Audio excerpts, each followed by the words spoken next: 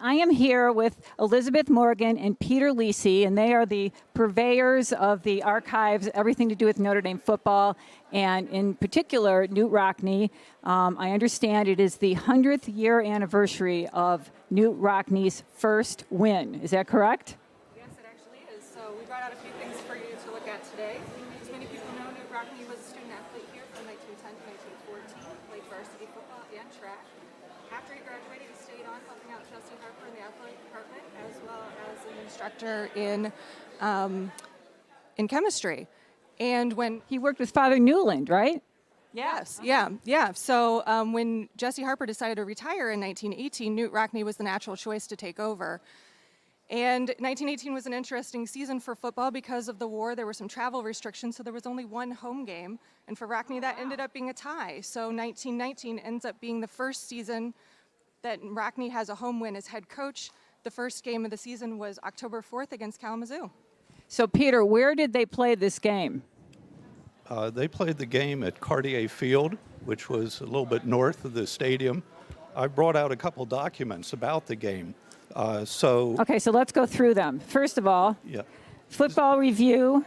Right, that was a season's- publication Okay. by Scholastic that they put out reviewing the season. And you'll notice undefeated season. So they did well that year. Yes. So the first game was Kalamazoo. This is the agreement between Kalamazoo and Notre Dame. Yeah. It was filled in by Knute Rockne. That's his handwriting and his signature on it. This is Notre Dame's pre-printed form agreement for all the games. Okay. But It's you'll a notice boilerplate, huh? it's boilerplate, Boilerplate. but they struck out the eligibility rules. So Kalamazoo, Kalamazoo must not have agreed to the eligibility rules. They just struck them out. They also, Kalamazoo had a choice of either taking a portion of the gate or they could take a $200 guarantee. So they took that juicy $200 check. Oh, hey, no And- love. Where's the love? And they made the right choice because the financial report of the game shows the gate was only $157. So Notre Dame had to pay Kalamazoo $200. Wow. Notre Dame lost money on the game. Probably won- for the last time, Well, right? Possibly they won the game, they lost money, but all wasn't lost But that because didn't for the change- season, Right. this is the report of the season. So football in 1919 had a profit of $3,508. Okay, so 3,000 and change. And so keep going. So in regards to Cartier Field, these are some photos that we have of the 1919 Kalamazoo game. As you can see, there's stands on either side and even some cars that are coming right up to the field.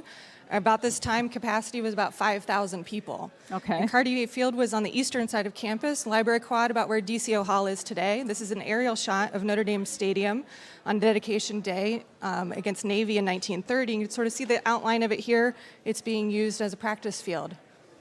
And so the finances did improve, right, Peter?